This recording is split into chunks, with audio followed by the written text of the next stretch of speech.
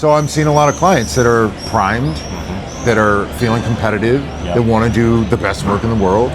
And that's always a great moment to, intersect their plane because they're talking with ambition.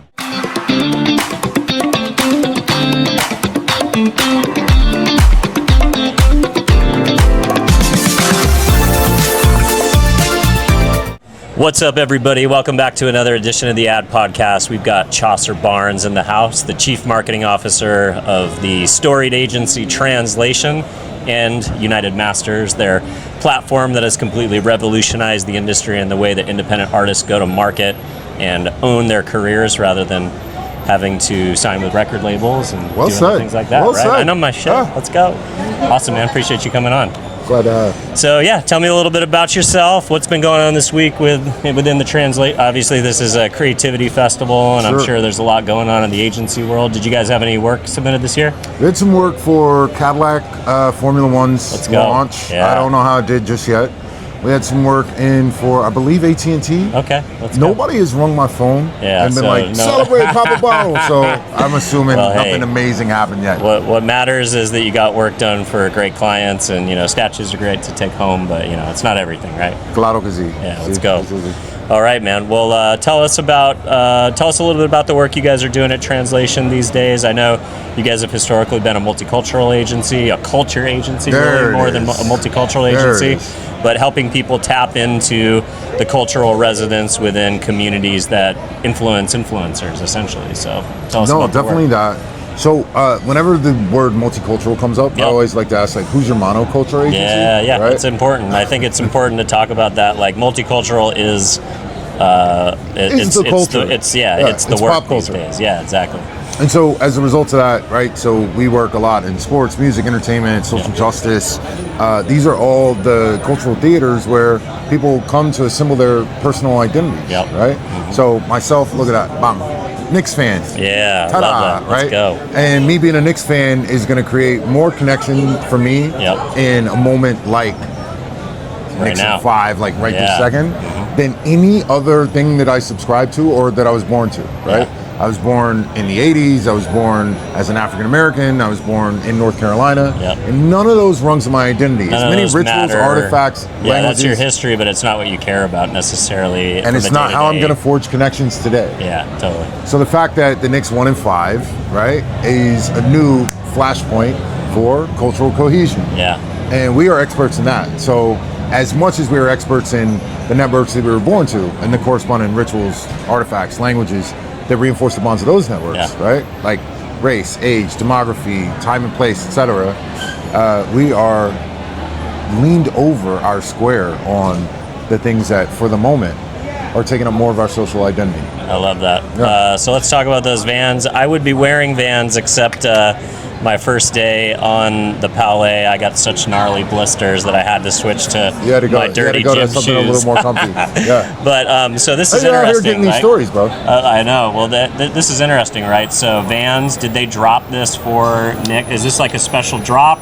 But Vans also has the ability to customize, so you could literally go on and put your own imagery or artwork and have a pair of Vans. I feel like you could have made these. I happen to get these from Daniel Cherry, who's the lead marketer in charge of all of Vans. I love it. He happened to be in New York, and he also happens to wear 13.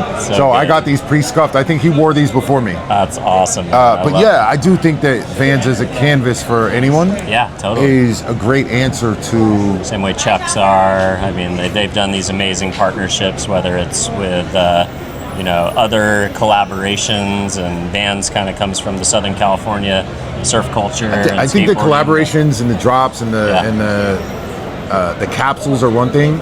I think a pair of Chucks, a pair of Vans, I'm trying to think of anything else, or a canvas for the creative class writ large. Yeah, well, and maybe you're right. Jordans, I think we should be able to customize Jordans. I don't know. It feels like Jordans are a little bit more out of reach. Yeah, that's true. It's like I need Nigel Sylvester. Yeah, it's like watch culture type of thing. Yeah, totally. Yeah. I got it. I got you. All right. So, what have you been seeing at Cannes? What you been up to? Anything exciting, theme-wise, conversations that you're going to be taking back to the teams? So, it's funny. So there's a member of our team that travels with us. His name is Joel Rodriguez. He runs the context planning discipline at the shop. And he judged, I want to say social this season. Wow, that's and awesome. so he's got on a all of journey. it. He's sending us case studies every night. He's like, oh, I saw this. This is amazing. This is amazing. So he's going to be the guy that comes back and gives everybody the master's class. That kind of thing. I love it. But I haven't seen any great work. I've seen a bunch of great people. I mean, I think Cannes it's just such a great moment because people approach Cannes. First of all, they're in a competitive spirit, right? Whether you served in a jury room or you're just thinking about what you did that year and how it stacks up to the best of the best. It's kind of like getting your report card at the end of school, right? 100%. Yeah, let's go. So I'm seeing a lot of clients that are primed, that are feeling competitive, that want to do the best work in the world. And that's always a great moment to, intersect their plane because they're talking with ambition in a way that they might not be in November 1st. They're just staring down the barrel of a holiday campaign that they know isn't quite right. That's a moment of pressure. This is a moment of reflection. I like that. So I'm seeing a lot of people and I'm hearing ideas and ambitions in Cannes that in between people dabbing their face because it's 106 degrees out here. It's all good. Saunaing will increase your lifespan by like 2 or 3 years. And I think your creative capacity too, right? Natural sauna. Thing, right? Let's go. All right, you're the chief marketing officer of both of these divisions under the Translation ownership group. You mentioned competition. Cannes is an incredibly competitive environment for not just metal, but share of voice, share of brand, share of attention. There's a lot of agencies running around here. A lot of people are saying it's the year of the indie. Indies are out here trying to punch above their weight, meet with clients, get things done. How, as an agency marketer, do you think about showing up to Cannes with your team? Do you guys do a lot of prep? Do you guys do a lot of thought leadership planning? Trying to, do you guys activate in any type of a way with a big event or party? Just be interested to kind of hear your perspective as a marketer of how you help your agency think through this Cannes strategy rather than just like show up and hope you run into the right people. We have a couple of high profile moments, right? Having a founder as lit as Steve Stout creates moments like his birthday party. His birthday is in late June anyway.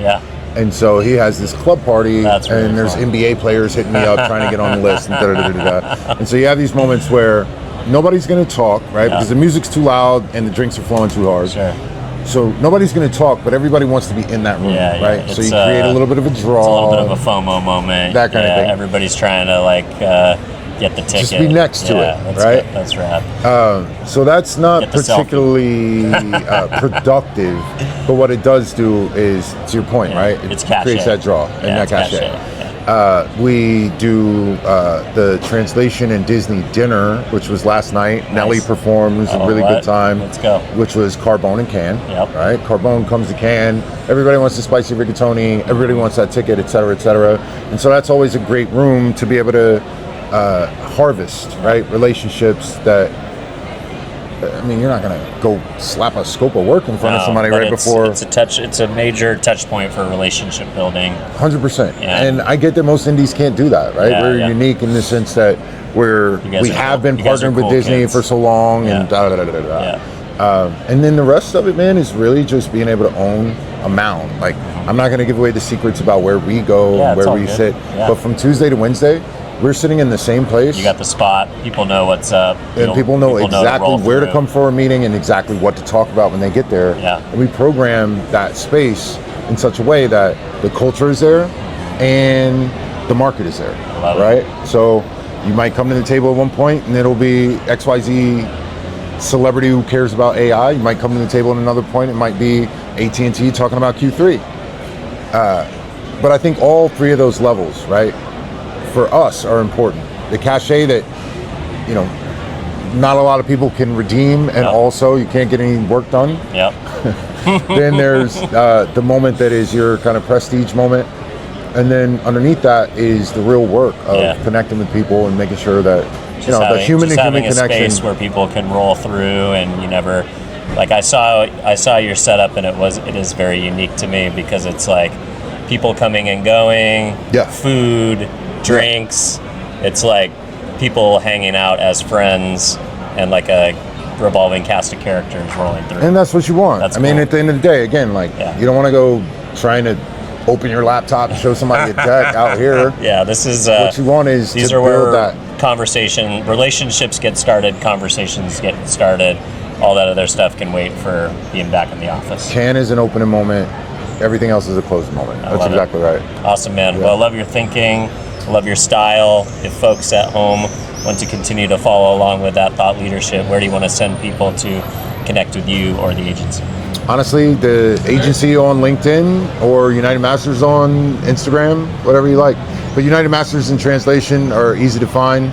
I'm a little less easy to find. You're more of an elusive dark web explorer. But if you want to spend some money with me, I'm very easy to find. Very easy to find. OnlyFans only. Let's go. Appreciate you, man. Absolutely.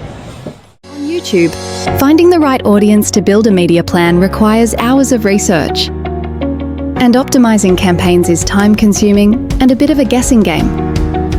That's why we built technology to do it for you. Strike Social.